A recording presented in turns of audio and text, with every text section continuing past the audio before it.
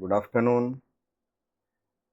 Previous lecture में हमने retirement of partner full chapter revision देखे थे एक ही लेक्चर में। आज के लेक्चर में हम देखने वाले डेथ ऑफ पार्टनर। ठीक है, मैंने आपको पहले भी बताया, आपको ये बात ध्यान में रखनी है कि एडमिशन, रिटायरमेंट और डेथ, ये तीनों जो टॉपिक है, अगर एक भी टॉपिक आपका अच्छे से हो गया, एडमिशन या रिटायरमेंट, तो आप ये तीनों भी टॉपिक की प्रॉब्लम आसानी से सॉल्व कर सकते हैं, क्योंकि 90% एडजस्टमेंट सेम ही आने वाली है, कोई एडजस्टमेंट में चेंजेस नहीं आने वाला है। सिर्फ दो चार एडजस्टमेंट जो एडमिशन और रिटायरमेंट और डेथ में चेंज होती है, बाकी सारी एडजस्टमेंट तो सेम है, बाकी उसमें कोई चेंजेस नहीं है। ठीक है, तो यहाँ पर भी आप देखेंगे डेथ ऑफ पार्टनर में भी वही लेजर अकाउंट बनेंगे जो हमने एडमिशन रिटायरमेंट में बनाए थे। यहाँ पर भी जो है पहला बनता है आपका सेम उसी तरह रीवैल्यूएशन अकाउंट, या फिर इसको दूसरा नाम वही है, profit and loss adjustment account. Second number पे बनता है पार्टनर्स कैपिटल अकाउंट या करंट अकाउंट। ठीक है, partners capital account oblique current account. और तीसरा बनता है यहाँ पे new balance sheet with adjustment. ठीक है, और फोर्थ नंबर पे बनाएंगे हम कैश ऑब्लिक बैंक अकाउंट। ये admission, retirement, death of partner में सेम बनता है, लेकिन अब यहाँ पे ऐसा है, कुछ स्टूडेंट ये समझते हैं कि एक भी कर लिए तो बाकी करने की कोई जरूरत है या नहीं है। देखिए, बोर्ड का पेपर पैटर्न आप देखेंगे तो आपको मालूम पड़ेगा, question number 2 he admission of partner आने वाला है और उसके और में रिटायरमेंट आता है। ठीक है, लेकिन डेथ ऑफ पार्टनर जो है, ये जो है क्वेश्चन नंबर 4 या 5 में आएगा, और ये डेथ ऑफ पार्टनर जो है ये एग्जाम में 8 मार्क्स के लिए आएगा। ये इशू ऑफ शेयर्स के और में, फाइनेंशियल स्टेटमेंट के और में, या फिर कंप्यूटर अकाउंटिंग की जो थ्योरी है, ये 4 क्वेश्चन जो रहेंगे, दो एक दूसरे के और में 8-8 मार्क्स के इस तरह आते रहेंगे। ठीक है, आगे हम बोर्ड का पेपर पैटर्न भी देखेंगे कि किस तरह बोर्ड का पेपर पैटर्न है और पिछले 3 साल से कौन सा पेपर पैटर्न आ रहा है। ठीक है, वो हम जो है आगे जो है बोर्ड के पेपर पैटर्न में देखेंगे, लेकिन अभी यहाँ आपको ध्यान में रखना है कि डेथ ऑफ पार्टनर ये सेपरेट क्वेश्चन है। ये क्वेश्चन नंबर या तो 4 आएगा आपका, या क्वेश्चन नंबर 5 आएगा 8 मार्क्स के लिए। ठीक है, ये किसी के भी और में आ सकता है। तो यानी कि अब एडमिशन और रिटायरमेंट तो 10-10 मार्क्स का एक दूसरे के और में है, वो 10 मार्क का उसका वेटेज है, लेकिन ये डेथ ऑफ पार्टनर का 8 मार्क्स का वेटेज अलग से है। मतलब ये 3 चैप्टर का वेटेज 18 मार्क्स का सिर्फ न्यूमेरिकल प्रॉब्लम में ही है। पहले सिलेबस चेंज होने से पहले ये एडमिशन, रिटायरमेंट, डेथ, तीनों में से कोई दो एक दूसरे के और में आते थे, लेकिन अब इसका वेटेज बड़ा है। इसलिए डेथ ऑफ पार्टनर भी आप अच्छे से करो। अगर आपका एडमिशन हो गया है तो डेथ ऑफ पार्टनर करने में कोई आपको हर्ज नहीं है, क्योंकि 2-3 ही एडजस्टमेंट चेंज है, वो आपको देख लेना है, बाकी सब सेम है। यहाँ पे हम वैसे ही करने वाले। और एक बात और मैं बता दूं आपको, डेथ ऑफ पार्टनर में ज्यादातर जो है वो लेजर अकाउंट ही पूछते हैं, जर्नल एंट्री जो है बहुत कम पूछा गया है, इसलिए आपको ज्यादा फोकस लेजर पे ही करना है। ठीक है, अब इसमें भी कुछ वर्किंग नोट बनती है। अब एक पार्टनर जा रहा है, ठीक है, इसमें भी क्या वर्किंग नोट बनेगी, न्यू रेशो आएगा, उसके बाद आएगा दूसरा गेन रेशो, गेन या बेनिफिट रेशो। ठीक है, एक पार्टनर की डेथ होगी, वो अब चला गया, तो death is a compulsory retirement.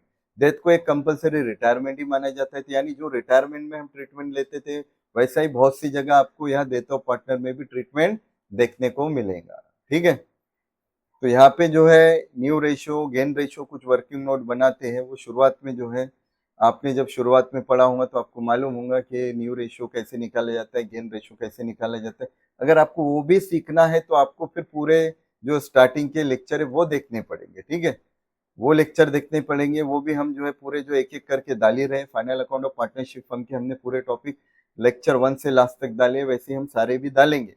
लेकिन अगर जिनकी पढ़ाई हो चुकी है, जिनको सिर्फ रिवीजन करना है, तो ये उनके लिए बेस्ट है लेक्चर। एक लेक्चर में पूरा टॉपिक जो है वो रिवाइज हो जा रहा है। ठीक है, तो ये कुछ वर्किंग नोट भी यहाँ पे बनती है। और लेजर अकाउंट अब यहाँ पे कौन से बनने वाले, तो वैसे ही सेम इसमें भी आप देखेंगे, डेथ ऑफ पार्टनर में पहला रिवैल्यूएशन अकाउंट, उसके बाद पार्टनर कैपिटल या करंट अकाउंट, उसके बाद न्यू बैलेंस शीट, और लास्ट में वैसे ही कैश या बैंक अकाउंट एज पर वर्किंग नोट।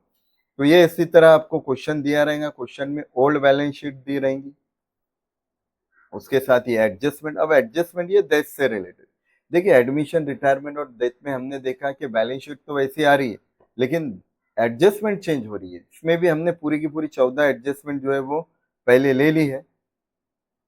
और एक एक करके हम ये सारे एडजस्टमेंट की ट्रीटमेंट वैसे ही लेंगे, सेम जो हमने जिस तरह एडमिशन, रिटायरमेंट और डेथ में देखा था। ठीक है, अब यहाँ आपको इतना टेंशन नहीं है कि अब ज्यादातर तो जर्नल एंट्रीज आती है, फिर भी एक बार आप पढ़े कि जर्नल पूछा कि लेजर पूछा, तो लेजर है तो इसी तरह जो है आप सबसे पहला काम हम क्या करने वाले, फॉर्मेट बनाएंगे, पहला रिवैल्यूएशन।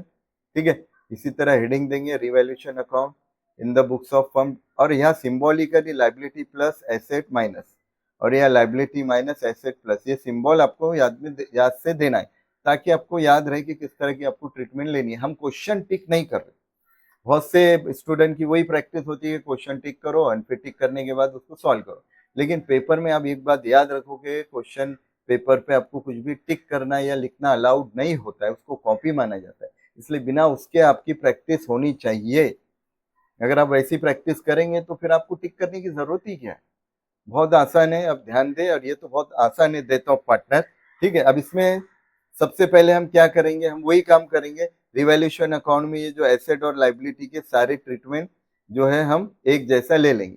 इसमें क्या होगा, अगर एसेट कम हो रही है और लाइबिलिटी बढ़ रही है, एसेट का कम होना लाइबिलिटी का बढ़ना अपने लिए लॉस है और लॉस का अकाउंट डेबिट आएगा। ठीक है, तो यहाँ आएगा टू एसेट अकाउंट या टू डिक्रीज इन एसेट, वो एसेट के नाम से लिखेंगे, और टू इंक्रीज इन लाइबिलिटी वो पर्टिकुलर लाइबिलिटी अकाउंट के नाम से आएगा। ठीक है, और लाइबिलिटी में अगर कोई लाइबिलिटी बढ़ रही है, इंक्रीज आरडीडी, आरडीडी भी इंक्रीज हो रहा है तो वो भी आएगा।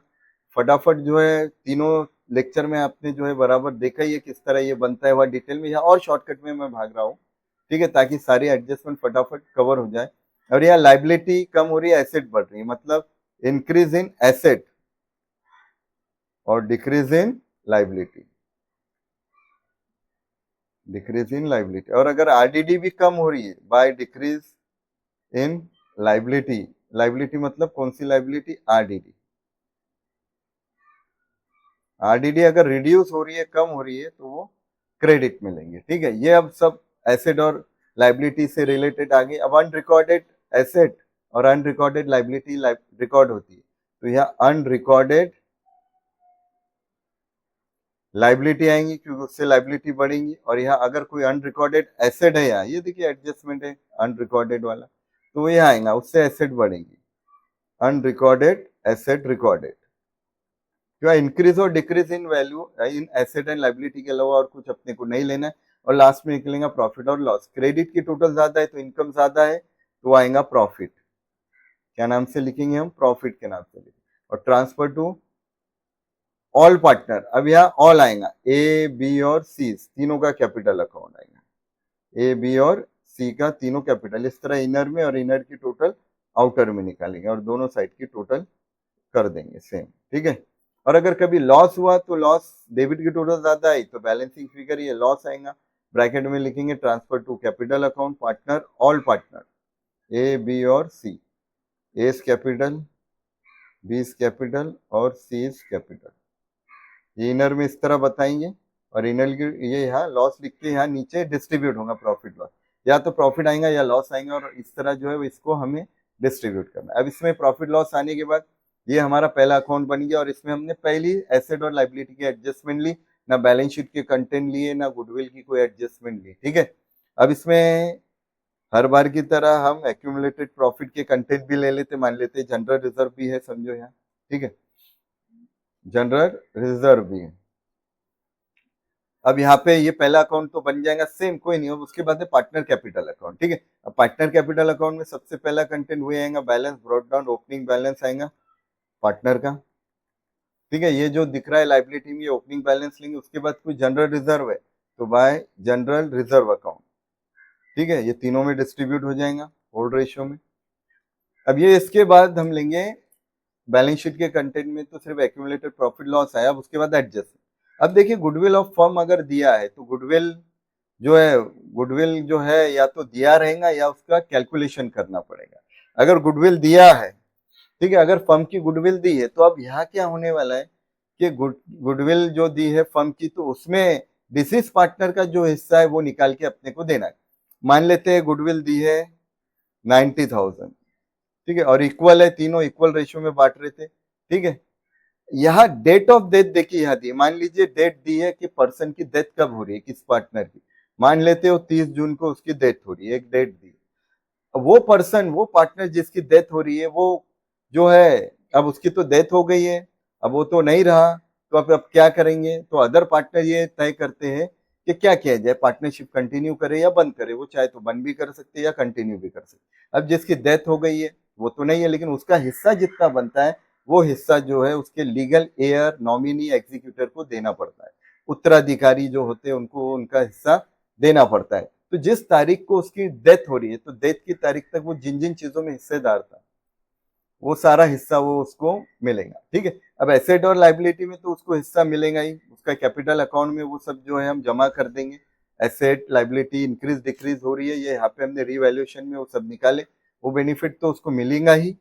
ठीक है, इसके अलावा और क्या बेनिफिट है, अब गुडविल भी, हम बिजनेस नहीं बेच रहे, ना एडमिशन है ना रिटायरमेंट, लेकिन इसकी डेथ हो गई है, तो ये इस बंदे को जिसकी डेथ हो गई है उसका गुडविल का हिस्सा हम देंगे। ठीक है, वो निकालेंगे और उसको देंगे। कभी कभी दिया रहता है तो गुडविल के नाम से एंट्री आएंगी, और किसको, डिसीज पार्टनर के इसमें आएगा, ये हिस्सा किसके इसमें आएगा, डिसीज पार्टनर के हिस्से में आएगा। अब गुडविल यहाँ पे क्या हो सकती है, दी भी रह सकती है, रेज भी की जाती है, और रिटर्न ऑफ, जैसे हमने रिटायरमेंट में देखा था गुडविल रेज्ड और रिटर्न ऑफ, यहाँ पर भी गुडविल रेज्ड और रिटर्न ऑफ होंगी। अगर रेज्ड है सिर्फ तो गुडविल जो है यहाँ रहेगा और दूसरी एंट्री गुडविल की एसेट में आएंगी। ठीक है, और अगर गुडविल रेज्ड और रिटर्न ऑफ बोला है तो रेज का बेनिफिट उसको मिलेगा, और रिटर्न ऑफ का लॉस जो है वो गुडविल रिटर्न ऑफ, ये लॉस जो है कंटिन्यूइंग पार्टनर को बेयर करना पड़ेगा। ठीक है, ये अब लॉस जो है कंटिन्यूइंग पार्टनर कौन से रेशो में बेयर करेंगे, गेन रेशो। ठीक है, ये अब इसकी डेथ हो रही है, उसका हिस्सा तो ये ले रहे ना, बेनिफिट मिल रहा है इनको, तो जो रेशो में ये हिस्सा उसका ले रहे वही हिस्से में गुडविल का लॉस भी क्या करेंगे, फिर अब बेयर करेंगे। तो ये बात आपको याद यहाँ पे रखनी है। तो गुडविल दी भी रह सकती है, गुडविल का कैलकुलेशन भी करना पड़ सकता है। देखिए अब नीचे हमने दिया है calculate value of goodwill from average profit, मतलब यहाँ गुडविल निकालना पड़ रहा है। मान लीजिए 4-5 साल का जो है प्रॉफिट दिया है, एडजस्टमेंट दिए गुडविल से रिलेटेड, और आपको अब गुडविल निकालने को बोला है। ठीक है, अब अगर इस तरह की एडजस्टमेंट दी है तो कैलकुलेशन ऑफ गुडविल, यहाँ पे वर्किंग नोट बनाएंगे हम, मान लीजिए यहाँ बना लेते एक working, calculation of goodwill on the basis of average profit method. अब एवरेज प्रॉफिट मेथड से गुडविल निकालने का एक फॉर्मूला है, उसमें सबसे पहले निकालना पड़ता है अपने को एवरेज प्रॉफिट। अब एवरेज प्रॉफिट कैसे निकलता है, ये निकलता है total profit upon number of year, जितने साल का प्रॉफिट दिया है उसकी टोटल करेंगे और उसको नंबर ऑफ ईयर से डिवाइड कर देंगे, तो ये एवरेज प्रॉफिट आ जाएगा। अब एवरेज प्रॉफिट के बाद दूसरे नंबर पे निकलेंगे अपनी वैल्यू ऑफ गुडविल। ये तीनों इसमें निकलती है, ये एडमिशन, रिटायरमेंट और डेथ में, तीनों में भी इस तरह के एडजस्टमेंट हमने देखे हैं, वहां निकाले हैं, वैसे ही निकालना है। अब वैल्यू ऑफ गुडविल में क्या रहेगा, एवरेज प्रॉफिट जो हमने अभी निकाले, एवरेज प्रॉफिट को मल्टीपल करेंगे नंबर ऑफ ईयर परचेज से या फिर टाइम से, ये आ जाएंगे आपकी गुडविल। अब यहाँ चलिए मान लीजिए गुडविल आ गई, ये सब फॉर्मूला निकाल के जो है गुडविल आ रही है 3 लाख रुपए, तो क्या पूरे 3 लाख उसको दे देंगे क्या, ये 3 लाख जो गुडविल निकली ये पूरे फर्म की निकली है ना, ये पूरे फर्म की। अब इसमें जो है इसका जो हिस्सा है ओल्ड पार्टनर का, मान लीजिए अगर इक्वल रहता है तो 3 लाख इंटू 1/3 यानी कि 1 लाख, इसका हिस्सा कितना निकलता, 1 लाख, तो हम इसको कितना देते हैं, 1 लाख। तो इस तरह जो है एवरेज प्रॉफिट मेथड से जो है गुडविल निकालेंगे, तो ये फॉर्मूला है। अब दूसरा मेथड है यहाँ पे, वो भी देख लेते हैं, सुपर प्रॉफिट मेथड। अब सुपर प्रॉफिट मेथड से आप गुडविल निकाल रहे हैं तो उसमें आपको 4 चीजें निकालनी पड़ती। सबसे पहले एवरेज प्रॉफिट निकालना पड़ता है, तो एवरेज प्रॉफिट सेम ऐसा ही निकलेगा, कोई चेंजेस उसमें नहीं है। दूसरा जो है नॉर्मल प्रॉफिट निकालना पड़ेगा। अब नॉर्मल प्रॉफिट कैसे निकलेगा, capital employed into NRR upon 100, ये फॉर्मूला है इसका। कैपिटल एम्प्लॉयड जितना भी पैसा उसमें लगा है, कैपिटल एम्प्लॉयड वहां दिया रहेगा, मल्टीपल एनआरआर अपॉन 100, और तीसरे नंबर पे निकलेगा नॉर्मल प्रॉफिट। ये सब फॉर्मूले अपने डिटेल वाले जो है टॉपिक उसमें हुए हैं, और उसके भी लेक्चर हम बना बना के डाल रहे हैं। अगर आपको पूरा वो देखना है तो वहाँ आपके लिए जो है वो डिटेल वीडियो भी है। तो यहाँ तो हम शॉर्टकट रिवीजन देख रहे हैं, इसलिए फटाफट जो है ये सारी चीजें हम कवर करेंगे। तो यहाँ पे नॉर्मल प्रॉफिट कैसे निकलेगा, it is a difference between average profit and normal, sorry यहाँ सुपर प्रॉफिट निकलेगा तीसरे नंबर पे हमको निकालना है super profit, average profit minus normal profit. Average profit में से नॉर्मल प्रॉफिट निकालेंगे, यहाँ सुपर प्रॉफिट निकल जाएगा, और लास्ट इस पे निकलेंगे आपकी वैल्यू ऑफ गुडविल। ये कैसे, super profit into number of year purchase, number of year purchase. अब ये इस तरह जो है आपका वैल्यू ऑफ गुडविल निकलेंगी। मान लीजिए वैल्यू ऑफ गुडविल ये सब करने के बाद अपनी जो है फर्म की गुडविल आ गई है 2,10,000, जो भी XYZ। अब ये भी गुडविल जो निकली ये पूरे फर्म की गुडविल है, इसमें इसका हिस्सा निकालेंगे। अब इक्वल है तो मल्टीपल 1/3, 3 से डिवाइड करेंगे, 7 3 21, 70,000, तो ये उसको हिस्सा दिया जाएगा। तो ये कुछ फॉर्मूले है गुडविल निकालने के, एवरेज प्रॉफिट और नॉर्मल प्रॉफिट से अगर आप जाएंगे तो इस तरह ही गुडविल निकलेंगे, ठीक है।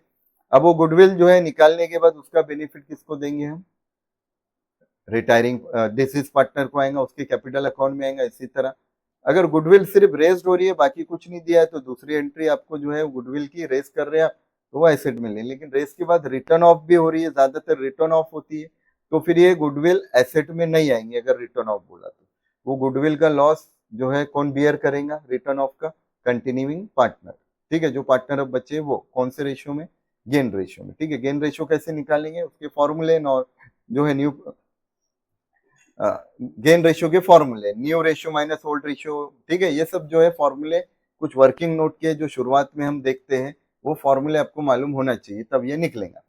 तो ठीक है, ये गुडविल हो गया। यहाँ दोनों मेथड हमने एक साथ ले लिए, कवर कर लिए। एसेट और लाइबिलिटी की भी एडजस्टमेंट हो गई। अब एडजस्टमेंट रिलेटेड टू पार्टनर। अब पार्टनर से रिलेटेड एडजस्टमेंट दी रह सकती है, जिसमें पार्टनर रिसीवर भी हो सकता है, गिवर भी हो सकता है।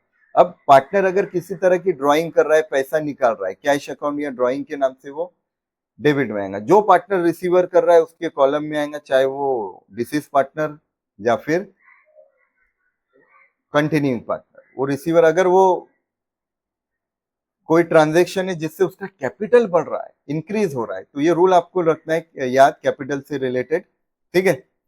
डेबिट और क्रेडिट का रूल है, कैपिटल से रिलेटेड क्या है, debit decrease in capital account. Capital अगर कम हो रहा है तो डेबिट में, और कैपिटल अगर बढ़ रहा है तो वो क्रेडिट में आएगा। और increase in capital account credit होता है। मॉडर्न अप्रोच के रूल आपको मालूम होनी चाहिए, ठीक है। अगर उस पर वीडियो चाहिए आपको, नीचे कमेंट में आप लिखें, वो जो है पूरे अकाउंटिंग के रूल पे भी हम वीडियो बना के आपको देंगे, ठीक है। अब यहाँ पे पार्टनर्स का कैपिटल कौन कौन चीजों से बढ़ता है, तो पार्टनर को मिलने वाले जो बेनिफिट है क्या क्या, salary, commission, interest on capital, ठीक है। ये सब जो चीजें, इससे पार्टनर का कैपिटल बढ़ेगा, इंक्रीज होगा, तो ये उन पार्टनर कैपिटल अकाउंट के क्रेडिट में। जिसको भी सैलरी, कमीशन, रेंट मिल रहा है, ज्यादातर तो ये डिसीज पार्टनर को देते हैं, इसलिए उसके अकाउंट में आएगा। लेकिन अगर डिसीज पार्टनर को कोई सैलरी, कमीशन या रेंट मिल रहा है, आपको ये चीज याद रखनी है, सैलरी, कमीशन, रेंट अगर डिसीज पार्टनर को मिल रहा है, या इंटरेस्ट, तो ये कब का तक मिलेगा, till the date of his death.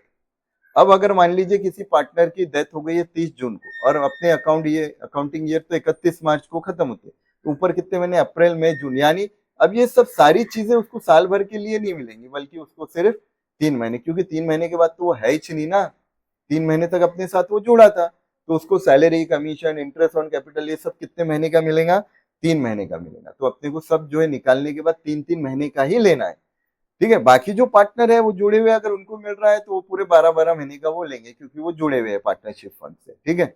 अगर वो 12 महीने के लिए जुड़े हैं तो 12 महीने का लेंगे वो। तो ये पार्टनर से रिलेटेड जो है इसमें एडजस्टमेंट आती है। अब यहाँ एक चीज बहुत इंपॉर्टेंट है, देखिए इसमें डेथ ऑफ पार्टनर में होता है इंसॉल्वेंसी, ठीक है। रिटायरमेंट में भी इंसॉल्वेंसी आता है, ठीक है। कोई पार्टनर है वो इंसॉल्वेंट हो गया, इंसॉल्वेंसी वाली एक कंडीशन आती है। अगर यहाँ तो आपको ये चीज मालूम होनी चाहिए कि पार्टनर की जो लाइबिलिटी है वो अनलिमिटेड भी है और जॉइंट भी है, ठीक है। जॉइंट का मतलब है अगर कोई एक पार्टनर इंसॉल्वेंट हो जाता है, या उसकी डेथ हो जाती है, या कुछ हो जाता है उसको, या वो भाग जाता है, उसका सब बर्डन बचे हुए रिमेनिंग कंटिन्यूइंग पार्टनर पे आ जाता है।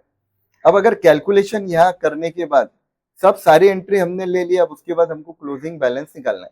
मान लीजिए कोई एक पार्टनर है वो इंसॉल्वेंट हो गया, मान लीजिए सी, बी या कोई भी इंसॉल्वेंट हो गया, तो उसका बेनिफिट, उसका जो बर्डन रहेगा वो बचे हुए कंटिन्यूइंग पार्टनर के ऊपर चला जाता है। ठीक है, ये चीज आपको याद रखनी। तो फिर अब क्या होगा, अगर कोई एक अगर इंसॉल्वेंट होगा तो उसका बर्डन, उसका क्लोजिंग बैलेंस जो रहेगा, उसकी कैपिटल डिफिशियंसी रहेगी, वो रिमेनिंग पार्टनर के कैपिटल अकाउंट के नाम से आएंगी। ठीक है, ये चीज आपको याद रखनी है। इंसॉल्वेंसी वाले कंडीशन से रिलेटेड कुछ क्वेश्चन रहेंगे तो हम वो जो है अलग से सॉल्व करेंगे। अब तक जो है आप देखेंगे 3 साल से 2023, 24, 25 से इंसॉल्वेंसी के कोई क्वेश्चन नहीं आए, सादे और सिंपल ही क्वेश्चन पूछ रहे हैं, क्योंकि पेपर पैटर्न इजी आ रहा है इसलिए इंसॉल्वेंसी के क्वेश्चन कम आ रहे हैं। लेकिन आप प्रैक्टिस करो हर चीज की। ठीक है, ये रिवीजन में तो पूरे पॉइंट कवर नहीं हो सकते, लेकिन जो मेन मेन है वो चीजें मैं आपको बता रहा हूँ, वो चीज आपको ध्यान में रखना है। ठीक है, अब यहाँ पे जो है हम डेथ पे फोकस करते हैं, पार्टनर की डेथ हो रही है, तो अब जो है कैपिटल अकाउंट में सारे एंट्रीज आपने ले लिए। ठीक है, अब उसके बाद आपको लेना है क्लोजिंग बैलेंस। तो सबसे पहले किसका बैलेंस निकालने का आपने, जो पार्टनर डिजीज है जिसकी डेथ हो रही है, अब उसका जो बैलेंस आएगा वो तो चला गया, तो उसका हिस्सा किसको मिलने वाला है, उसके एग्जीक्यूटर या नॉमिनी। तो उसका क्लोजिंग बैलेंस क्या नाम से आएगा, एग्जीक्यूटर या नॉमिनीज लोन अकाउंट के नाम से आएगा, नॉमिनीज लोन अकाउंट। मान लीजिए सी की डेथ हो गई है ना, अब यहाँ सी का जो बैलेंस है 2 लाख है और इधर जो है मान लीजिए 1 लाख था। ठीक है, तो इसका बैलेंस 1 लाख आ रहा है, क्रेडिट माइनस डेबिट, तो वो क्या नाम से आएगा, to cease nominees capital account या सीज एग्जीक्यूटर अकाउंट, ये नाम से जो है एंट्री आएंगे। और बचे हुए पार्टनर जो रहेंगे, अब जो बचे हुए पार्टनर है उनका बैलेंस जो रहेगा वो balance carry down closing balance के ही नाम से आएगा, ए और बी के नाम से। ठीक है, और ये लेने के बाद, ठीक है, ये टोटल लेने के बाद सबका क्लोजिंग बैलेंस हम निकाल लेंगे, ए का भी, बी का भी और सी का भी। तो वही जिस साइड की टोटल कम आ रही है उस साइड में वो बैलेंस आएगा। ज्यादातर जो है ये हम मानते हैं कि क्रेडिट की टोटल ज्यादा आती है, लेकिन ऐसा नहीं, ये आप टोटल करिए, देखिए जिधर टोटल कम आ रही है उधर बैलेंस आ रहा है। और बैलेंसिंग फिगर आपको जो है क्या नाम से लेना है, यहाँ पे आपने देख लिए, जो डिसीज पार्टनर है उसका नॉमिनी लोन अकाउंट या एग्जीक्यूटर लोन अकाउंट के नाम से लेना, और बचे हुए पार्टनर का बैलेंस क्लोजिंग बैलेंस के नाम से लेना, और उसके बाद जो है ये टोटल दोनों साइड के आपको कर लेनी है। ठीक है, इस तरह ये कैपिटल अकाउंट बनेगा। और उसके बाद ठीक है, यहाँ एसेट से रिलेटेड आपने एडजस्टमेंट लिए, कोई एसेट अगर इंक्रीज हो रही है तो पर्टिकुलर वो एसेट इनर में आएंगी और उसमें हम हर बार की तरह उसको ऐड करेंगे और ऐड करके बाहर निकालेंगे। अगर एसेट माइनस हो रही, लैंड बिल्डिंग प्लांट मशीन, कोई भी एसेट कम हो रही है, डिप्रिसिएशन वगैरह है, तो वो उसमें से आपको माइनस करके बाहर निकालना है हर बार की तरह। ठीक है, अब अगर लाइबिलिटी का भी वैसे पर्टिकुलर क्रेडिटर, बिल्स पेबल, कोई भी लाइबिलिटी रहो, अगर वो बढ़ रही है तो ऐड करेंगे, एडिशन करेंगे उसमें हम। और अगर वो particular liability creditor, bills payable, bank loan कोई भी हो, अगर वो कम हो रही तो उसमें से हम जो है वो पर्टिकुलर लाइबिलिटी जो है रिडक्शन, रिड्यूस वैल्यू कोई भी रहे, राइट ऑफ जो बोले वो माइनस करेंगे। इस तरह जो है हमें यहाँ पे वहां पे एंट्री लेनी है। और बच्चे भी जो लाइबिलिटी है जिससे रिलेटेड कोई एडजस्टमेंट नहीं हुआ, एज इट इज यहाँ लिख देंगे। ठीक है, अब ये पार्टनर कैपिटल अकाउंट या फिर करंट अकाउंट जो उसने बोला था, ज्यादातर इसमें करंट अकाउंट भी आता है, ये चीज भी आपको ध्यान रखनी है। अगर कैपिटल करंट अकाउंट दोनों दिया है तो यहाँ पे सबसे पहले क्या करेंगे, हम कैपिटल लिख लेंगे। अब कैपिटल जो रहेगा ए और बी का रहेगा। ठीक है, अब यहाँ पे जो रहेगा कैपिटल जो रहेगा, कैपिटल भी बोला है, करंट अकाउंट भी बोला है। ठीक है, तो यहाँ पे अब आपको दोनों बनाना है, कैपिटल अकाउंट भी बनाना पड़ेगा, करंट अकाउंट भी बना। लेकिन अगर सिर्फ कैपिटल दिया है, जैसा कि वो अब तक पेपर इजी है, क्वेश्चन इजी आ रहा है, इसलिए कैपिटल ही दिया रहता है, तो इस तरह यहाँ जो क्लोजिंग बैलेंस आएगा कैपिटल का वो यहाँ हम लिख लेंगे, इनर की टोटल आउटर में या डायरेक्ट आउटर में। अब यहाँ सी का क्यों नहीं लिखिए, क्योंकि वो तो रहा नहीं ना, उसका जो एग्जीक्यूटर है अब क्या नाम से आएगा, सीज नॉमिनी या executors loan account, loan account के नाम से एंट्री आएगी। ये यहाँ पे इस तरह एंट्री लेंगे। ठीक है, बचे हुए कंटेंट लाइबिलिटी के लाइबिलिटी में जाएंगे। अब एसेट के जो कंटेंट बचेंगे होंगे वो, जैसे अब डेटर है, डेटर तो लेना है, और डेटर में से क्या माइनस करना है आपको, बैड डेट और आरडीटी की एडजस्टमेंट माइनस करनी है, ये याद रखना है। अब बचे हुए अब जो इन्वेस्टमेंट वगैरह, बिल रिसीवेबल, जो भी एसेट बची हुई होंगी वो आपको यहाँ पे एज इट इज ले लेना है। ठीक है, अब इसके बाद गुडविल भी दिख रहा है, कैश एज पर वर्किंग नोट तो हम लेते ही है हमेशा। ठीक है, अब इससे भी पहले देखिए क्या होता है, ये फाइनल पेमेंट जो है, अब यहाँ पे जो है डिसीज पार्टनर का लास्ट में जो है हिस्सा निकाला जा रहा है ना फाइनल पेमेंट।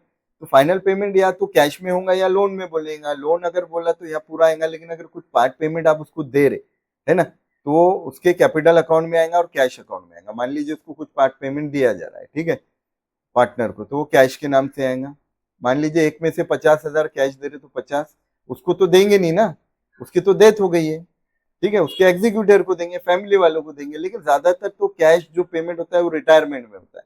डेथ में पूरा का पूरा जो होता है वो लीगल नॉमिनी और एग्जीक्यूटर को ट्रांसफर होता है। एडजस्टमेंट कहीं की कहीं पर भी आ सकती है, यहाँ की वहां की इधर कैसे आई, तो आपको ट्रीटमेंट लेते आना चाहिए, ठीक है। एडमिशन, रिटायरमेंट, डेथ, तीनों ही टॉपिक एक दूसरे से रिलेटेड है। कुछ भी आए, कहीं पर भी आए, तो ट्रीटमेंट आपको वही लेना है। आपको देखना है पार्टनर रिसीवर है कि गिवर है, ये चीजें आपको ध्यान में देनी है, ठीक है। कहीं की एडजस्टमेंट कहीं पर भी है, आपको ट्रीटमेंट बराबर लेना है। यहाँ ज्यादातर आपको देखने को यहाँ पे नॉमिनी जो रहेगा एग्जीक्यूटर, उसको ही पूरा बैलेंस जो है वो लोन को ट्रांसफर होगा ज्यादातर, तो वो ये नाम से आएगा। फिर जो है अब लास्ट में जो है ये जो डिजीज पार्टनर है, इसको जो हिस्सा आप दे रहे हैं, तो उसको एसेट में हिस्सा दिया आपने, गुडविल में हिस्सा दे दिया आपने, है ना। उसका सैलरी, कमीशन 3-3 महीने का क्या बनता था वो भी दिया। अब एक सबसे इंपॉर्टेंट चीज है share in disease, share in profit, share in profit. अब जो डिसीज पार्टनर है उसको प्रॉफिट में तो भी तो हिस्सा मिलना है, लेकिन प्रॉफिट तो हम साल के एंड में निकालते हैं। और इसकी डेथ हो गई है 30 जून को, यानी 3 महीने ये अपने फर्म से जुड़ा था, तो 3 महीने के लिए आपको यहाँ पे एक और वर्किंग नोट बनानी पड़ेगी, ठीक है। Calculation of share in profit of disease partner, disease partner for 3 month. अब 3 महीने के लिए तो वो जुड़ा था ना, तो 3 महीने के लिए आपको निकालना पड़ेगा। अब कैसे निकालेंगे, क्या बेस मानेंगे हम? देखिए यहाँ पे एडजस्टमेंट दी रहेंगी कि डिसीज पार्टनर को जो प्रॉफिट दिया जा रहा है उसके लिए प्रॉफिट लास्ट 1 ईयर का, 2 ईयर का एवरेज प्रॉफिट लो लास्ट। अब अगर 4 साल के प्रॉफिट दिया है, ठीक है, 1 2 3 4 इस तरह प्रॉफिट दिया है मान लो, ठीक है, 50,000, 60,000, 70,000, 80,000। गुडविल के लिए भी ये दिया रहता है और ये एडजस्टमेंट के लिए भी आपको काम आएगा। अब मान लीजिए दो तरह से इसकी एडजस्टमेंट दी रह सकती। पहला बोला गया है कि लास्ट ईयर के प्रॉफिट को ही प्रॉफिट मानो और उसके हिसाब से उसका हिस्सा दो। तो लास्ट ईयर का तो 80,000 प्रॉफिट है, ठीक है, तो ये पूरा 80 उसको दे देंगे। ये 80 में तो 3 पार्टनर के हिस्से है ना, 3 पार्टनर के, तो तीनों हिस्सों, तीनों में जो 80,000 रुपए जो है वो बटेंगे, ठीक है। मान लेते हैं अगर प्रॉफिट लॉस का तीनों का रेशियो था 2:1:1, तो इसको एक हिस्सा देंगे अपॉन 4, 4 2 जा 8, तो ये 40 20 20, तो इसका 20,000 आएगा, ठीक है। ये इसका हिस्सा निकल रहा है सी का 20,000। 20,000 12 महीने का है वो भी, और ये 3 महीने से ही अपने पास जुड़ा है। 3 महीने के बाद तो डेथ होगी, तो इसका 3 महीने का निकालेंगे, मल्टीपल 3/12, ठीक है। 20,000 12 महीने का, 10,000 6 महीने का और 5,000 ये 3 महीने का। अब ये आएगा उसका प्रॉफिट का हिस्सा, शेयर इन प्रॉफिट। और ये जो share in profit retiring partner को, डिसीज पार्टनर को दिया जा रहा है, उसको क्या नाम से लेना है? उसकी 2 जगह एंट्री होंगी, एक तो यहाँ पर भी होंगी, हमने नहीं किए लेकिन करेंगे। यहाँ आएगा profit and loss suspense account के नाम से। कंपलसरी ये एंट्री होंगी, आप याद रखें, कंपलसरी ये entry disease death of partner में होंगी ही होंगी। आपको उसका हिस्सा निकालना ही पड़ेगा, और जिस तरह मैंने अभी बताया आपको फॉर्मूला, वही फॉर्मूले से आपको इसका हिस्सा निकालना पड़ेगा। और ये इसकी 2 एंट्री होंगी, एक यहाँ होंगी और दूसरी एंट्री इसकी एसेट में लेंगे, मिसलेनियस एक्सपेंसेस एंड लॉसेस मान के इसको लेंगे, profit and loss suspense account, ठीक है। अब ये कुछ स्टूडेंट बोलते हैं ये तो खर्चा हो रहा है, फिर एसेट में क्यों लिख रहे हैं? ठीक है, 2 एंट्री होती है ट्रांजेक्शन की, यहाँ तो लेना है, अब दूसरी क्या लेंगे बैलेंस शीट में, तो ये खर्चा है लेकिन इसको कैपिटल एक्सपेंडिचर मानेंगे और इसको जो है मिसलेनियस एक्सपेंसेस एंड लॉसेस के ट्रीटमेंट के तहत जो है बैलेंस शीट में एसेट में लेंगे। प्रीपेड एक्सपेंसेस जो है वो भी तो खर्चा ही हो रहा है ना, फिर भी हम लेते हैं उसको एसेट में। इस तरह ये वो खर्चे है जो है आपको जो है एसेट साइड में रिकॉर्ड करने होते हैं। तो 2 एंट्री होंगी इसकी, आप याद रखें, एक यहाँ PC2 में और दूसरी एसेट में। ये क्या है? डिसीज पार्टनर का हिस्सा है जो profit and loss suspense account के नाम से लिया जाता है, और ये हिस्सा लेना हम भूल जाते हैं जिससे टोटल टैली नहीं होती। और कैसे निकालना, ये फॉर्मूला मैंने आपको बता दिया, ये क्वेश्चन में दिया रहेगा। या तो एक साल का, एक महीने लास्ट ईयर का प्रॉफिट बोलेगा, या कभी कभी लास्ट 2 ईयर का एवरेज प्रॉफिट। अगर लास्ट 2 ईयर का एवरेज प्रॉफिट बोलता तो ये 80 और 70 ये दोनों का एवरेज लेते हैं हम, यानी 80 प्लस 70 अपॉन 2, यानी 1.5 लाख अपॉन 2, यानी कि होता है 75,000।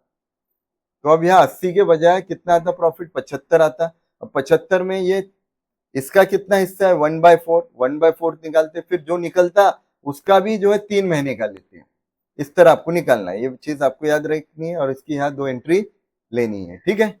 अब उसके बाद बचे हुए एसेट में ले लो, बची हुई लाइबिलिटी में ले लो। लास्ट में हर बार की तरह हम कैश अकाउंट बनाएंगे, ओपनिंग बैलेंस लेंगे, ठीक है। अब पैसा आया डेबिट, पैसा गया क्रेडिट, ठीक है। अब ये पार्टनर अगर कोई जो है इंस्टॉलमेंट हो रहा है, वो कुछ पैसा ला रहा है तो वो भी आएगा यहाँ, ठीक है। वो रिटायरमेंट में देखने को मिलेगा आपको, ठीक है।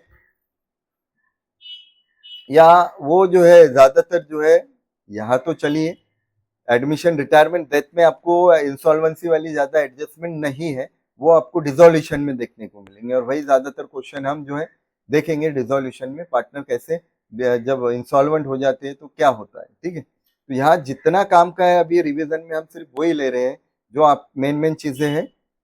अगर आपको पूरा चीजें चाहिए तो आपको उसको उसके लिए पूरे लेक्चर देखने पड़ेंगे, ठीक है। तो चलिए ये हो गया ओपनिंग बैलेंस। फिर पैसा अगर किसी भी चीज का आ रहा है, कोई एसेट सेल कर दे रहे उसका पैसा आ रहा है वो डेबिट में, और पैसा अगर जा रहा है किसी भी चीज का, अब अगर पार्टनर को किसी पार्टनर कोई लाइबिलिटी का पेमेंट कर रहे हैं आप, पार्टनर का लोन वगैरह है ना पेमेंट, तो पैसा जाएगा बाय लाइबिलिटी अकाउंट के नाम से, या पेमेंट ऑफ पर्टिकुलर लाइबिलिटी, ठीक है, किसी लाइबिलिटी का पेमेंट। और लास्ट में क्या आएगा, by balance carried down, closing balance cash का। और ये क्लोजिंग बैलेंस कैश और बैंक में सेम वैसा ही बनेगा तीनों जगह। एक ही बात याद रखते हैं, आपको पैसा आ रहा कि जा रहा, कैश वाला ही ट्रांजेक्शन कोई है क्या ढूंढने का, वो कैश वाला ट्रांजेक्शन, पैसा आया देखो डेबिट, पैसा गया क्रेडिट, ये चीजें आपको याद रखें। तो इस तरह जो है ये पार्टनर कैपिटल अकाउंट जो है लेजर अकाउंट बनेंगे डेथ ऑफ पार्टनर के। और ये डेथ ऑफ पार्टनर के जो है इससे भी इजी है, किससे, एडमिशन और रिटायरमेंट से। क्यों, क्योंकि ये 8 मार्क्स में अब आपको इतना नहीं बनाना है। पिछले 2-3 साल से क्या हो रहा है कि सिर्फ रिवैल्यूएशन अकाउंट और ये चीज पूछ रहा हो, दिस इज पार्टनर का कैपिटल अकाउंट। जिसकी डेथ हो रही है, मान लीजिए सी की डेथ हो रही है, तो सी का ही कैपिटल अकाउंट, और ये कुछ वर्किंग नोट वो पूछता है। अब अगर इस तरह से पूछा तो आप बनाएंगे कैसे, बहुत से ब्लैंक हो जाते हैं कि हम, हमारी प्रैक्टिस तो तीनों की एक साथ है, अब अकेले का कैसे बनाए। तो क्या कहे उसमें हार्ड, मुश्किल क्या है, यहाँ जो तीनों बना रहे थे अब यहाँ सिर्फ सी का बनाना है आपको, बहुत ही ईजी है ये तो। सबसे पहला कंटेंट इसमें आपको क्या लेना है, ओपनिंग बैलेंस, ठीक है। ओपनिंग बैलेंस कहाँ से आएगा, अरे ये सी का ओपनिंग बैलेंस लेंगे। और उसके बाद जनरल रिजर्व है तो जनरल रिजर्व का इसका हिस्सा ले लो बाय जनरल रिजर्व अकाउंट के नाम से। अब पार्टनर से रिलेटेड क्या एडजस्टमेंट है, देखिए यहाँ मैंने वो एडजस्टमेंट अलग से भी ली है। सैलरी, कमीशन, इंटरेस्ट अगर इसको मिल रहा है तो बाय सैलरी।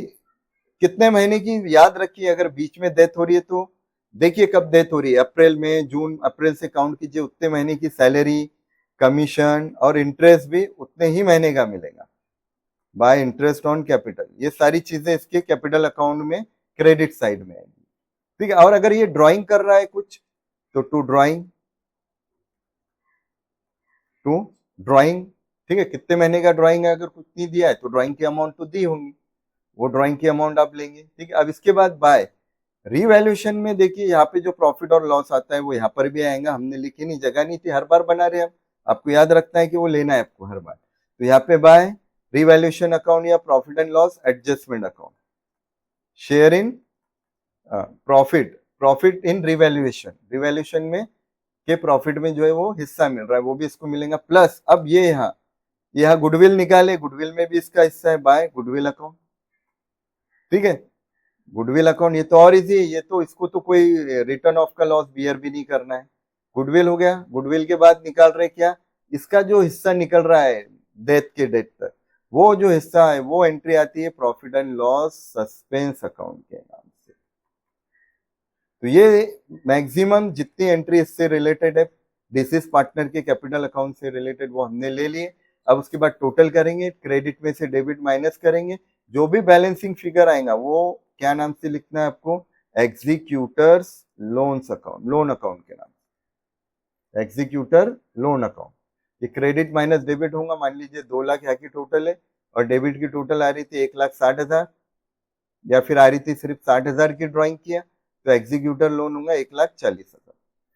ठीक है, अभी 3 साल के पेपर आप देखेंगे बोर्ड के 2023, 24, 25, तो ये डिसीज पार्टनर का कैपिटल अकाउंट पूछ रहा है और बाकी कुछ वर्किंग नोट, यानी ये हर एक वर्किंग नोट आपके लिए इंपॉर्टेंट है। एक तो ये गुडविल की, तो स्टेप भी आप पूरे लिखे, स्टेप पे भी मार्क है, याद रखें। हम पेपर चेक कर रहे तो हमको मालूम है कि बहुत से बच्चे ऐसे हैं जो टॉपर है जिन्होंने पूरे सॉल्व किए, लेकिन यहाँ 1-2 स्टेप गायब कर दे, 1-2 वर्किंग नोट निकालने के बजाय डायरेक्ट अमाउंट निकाले, तो 1 से 2 मार्क उनके वही कट जा रहे हैं।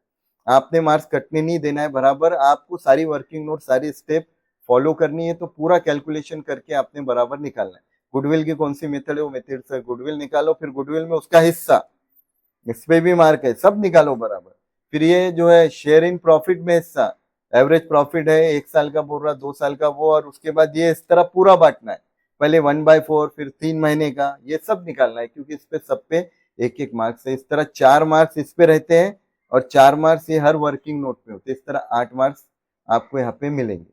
तो ये पार्टनर से रिलेटेड जितनी भी adjustment maximum death of partner की थी, वो सब जो है हमने यहाँ पे देखे। ठीक है, होप आपको डेथ ऑफ पार्टनर जो है वो समझ में आया होगा। एडमिशन की तरह 90% एडजस्टमेंट सेम है, सिर्फ यहाँ पे अब जो 2 एडजस्टमेंट चेंज हो रही है वो यही है, गुडविल की और शेयर इन प्रॉफिट की।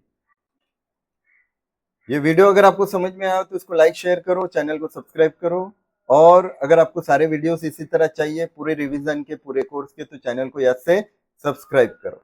और ये उन स्टूडेंट को भी आप सेंड करो जो है ना, जो कोचिंग नहीं लगा सके, जो ट्यूशन नहीं लगा सके, या बहुत ज्यादा अपसेंट भी थे, ये चैप्टर उनका नहीं हो पाया, तो ये आपके एक शेयर से उनका भी फायदा और बेनिफिट हो जाएगा, उनको जो है पूरा रिवीजन ये वीडियो में मिल जाएगा। तो याद से जो है ये जो वीडियो आप उनको भी शेयर करिए। Thank you.